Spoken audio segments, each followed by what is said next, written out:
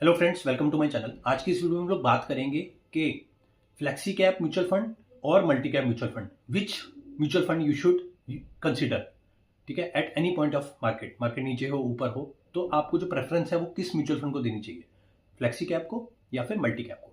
ठीक है, तो मैं आपको मोटा मोटा डिफरेंस बता देता हूँ। फ्लेक्सी कैप, जैसे कि नाम से ही आप फ्लेक्सी देख रहे हैं, उसके अंदर फ्लेक्सी वर्ड आ रहा है। फ्लेक्सी का मतलब फंड जो मैनेजर है उसके पास फ्लेक्सिबिलिटी होगी।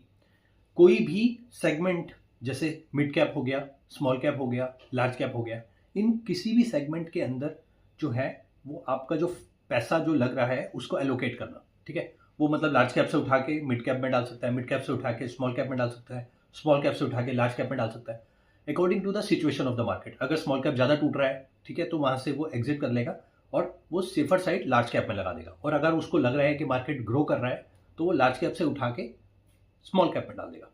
ठीक है, तो ऐसे ही उसके पास फ्लेक्सिबिलिटी होती है फंड हाउस के ऊपर इस पर्टिकुलर फंड के अंदर, फ्लेक्सी कैप फंड में। ठीक है, अब हम इसको कंपेयर करते हैं मल्टी कैप फंड से। मल्टी कैप फंड में क्या होता है, सेगमेंट्स डिफाइंड होते हैं, जैसे कि large cap, mid cap, small cap. और किसी भी मल्टी कैप में जो प्रोपोर्शनेट रेशो होती है वो भी डिफाइंड होती है।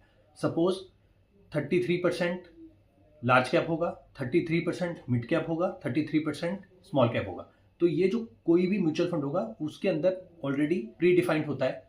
ठीक है, तो उसी सेगमेंट में ही उसको उतना पर्टिकुलर अमाउंट तो डालना ही पड़ेगा। अगर उस फंड हाउस के पास उस पर्टिकुलर फंड के लिए 100 रुपए है तो 100 रुपए में से 33 रुपए वो लार्ज कैप में डालेगा। शेयर्स की अदला बदली कर सकता है, but he has to stick on the large cap index only. मतलब उसी के जो शेयर्स हैं उसी को ही सेल और बाय कर सकते हैं। ऐसा नहीं है कि अपना जो स्टेक है वो मिड कैप में बढ़ा दे, 33% से 50% कर दे या 60% कर दे। ऐसा नहीं होने वाला।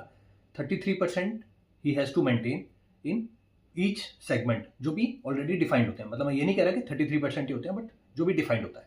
ठीक है, तो उस पर्टिकुलर डेफिनेशन और उस पर्टिकुलर रेशो से ऊपर नहीं जा सकता फंड हाउस, तो इसीलिए उसके पास कहीं ना कहीं रेस्ट्रिक्शन होती है। ठीक है, तो वहीं फ्लेक्सिबिलिटी का मैंने आपको बता ही दिया कि फ्लेक्सी कैप में काफ़ी अच्छी फ्लेक्सिबिलिटी है। तो मैं आपको पर्सनली रिकमेंड करूंगा कि आप जो है फ्लेक्सी कैप कंसिडर करिए as compare to multi cap. और फ्लेक्सी कैप जो फंड होता है वो काफ़ी अच्छा है। आप ये सोचें कि स्मॉल कैप में सिर्फ इन्वेस्ट करें, तो स्मॉल कैप तो काफ़ी कंपैरेटिवली रिस्की होता है।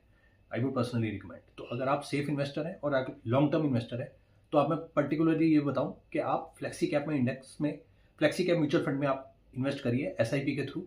ठीक है, that is the best way to get the money grow. इससे रिलेटेड कोई भी डाउट हो कमेंट सेक्शन में पूछ सकते हैं। Thanks for watching this video. Bye.